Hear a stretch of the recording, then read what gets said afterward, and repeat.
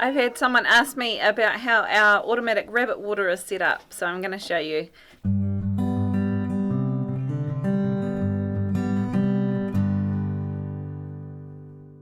G'day there, I'm Dana from Pewakaka Valley Homestead, and I'm just going to give you a quick rundown of how we have set up an automatic watering system for our bunnies that are in cages.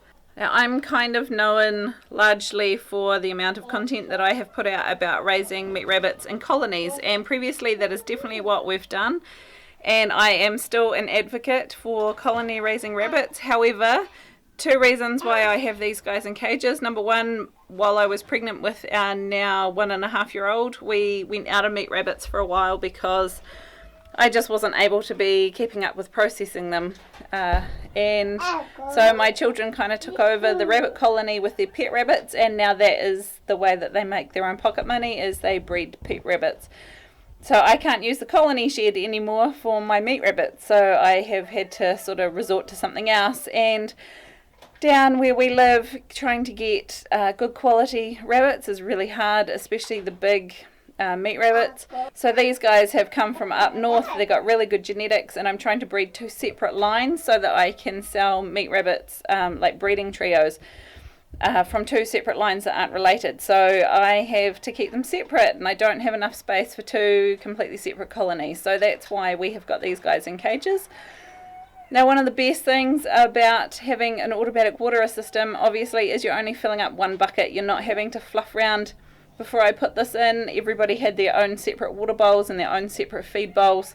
So every time I had to open the cage and fill each and every one of those up, which, I mean, I've only got 5 cages here and only 4 of them currently have rabbits in them. But still, that adds up in the morning. It takes a lot of time opening and shutting and tipping and pouring and all that sort of stuff. So this is the water system that I have set up, and I'll walk you through it. You'll have to excuse the dust in here. We've had chickens in here as well, hanging out down on the floor, and they've kindly put their chicken dust everywhere. So this is the bucket, and it is just a big, I think it's an 8-litre bucket, so what's that, 2 gallons? And what I have done is I have it hanging from the beam at the top, and this is just some baling twine from some hay bales, and I've made a really basic macrame. So it's just 4 bits of string with a knot here, 2 knots opposite each other, and then you re-split it and knot it down here, and then again at the bottom. That is the same way that I hold up quite a few of my pot plants in the house. Just a really simple macrame, but it works really well, and it means I can get the bucket down really easily and tip it out without having to have like a proper structure, or it's not actually attached to the wall at all, it's just hanging. And this usually has a lid on it. It's disappeared right now, I'm not sure where it is, but usually has a lid on it. And then in here I simply drilled a hole and put one of the T-joiners in it and put some silicone around it. You can get different bits and pieces that will go in, and you can screw on the back, but I found this has worked just as well, and it was great because I already had some silicone and I already had the T-joiners.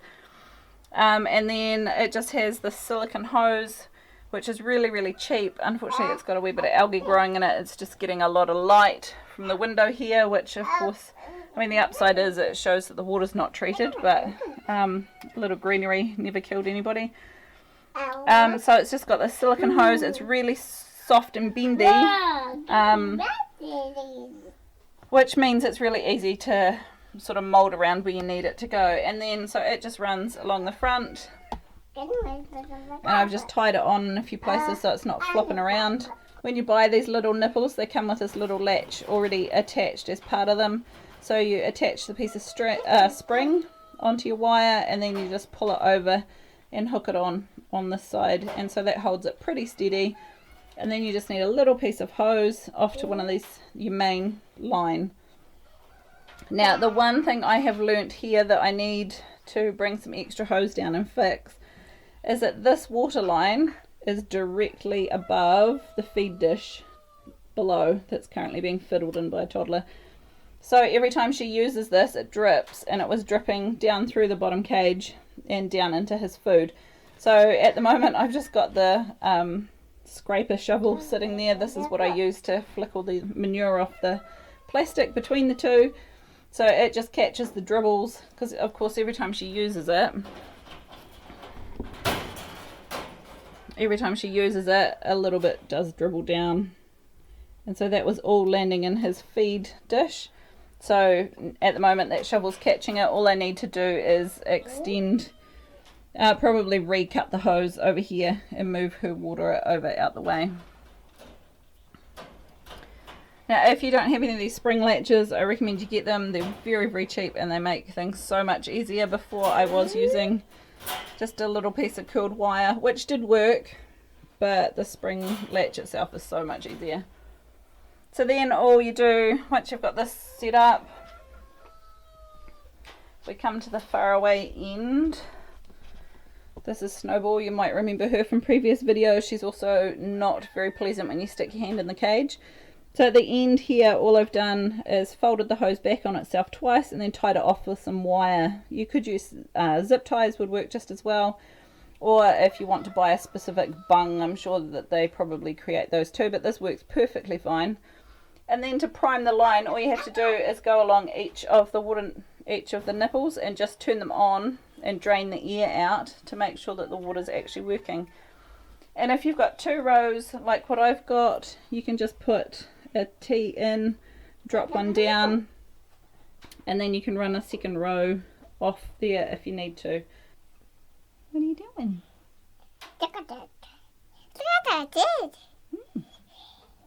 You're feeding the rabbits. Wow, Yeah, bunny. So there you have a very quick look at a very effective water system. This is what we use. I fill that bucket up probably once a week, maybe once every 10 days for these 4 rabbits that are in here at the moment. And it works really, really well. And if we need to flush anything out, we can always undo that wire at the very end and just let it all flush through. You can get a tap, which would be the next option. Probably we will get one of those, a tap for at the end so you can turn it on and off and flush it through a wee bit more effectively, but this works for what we need. I hope you found this video useful. If you have, hit the like button, consider subscribing to our channel. We bring you videos twice a week on growing and preserving your own food. We'll see you in the next one.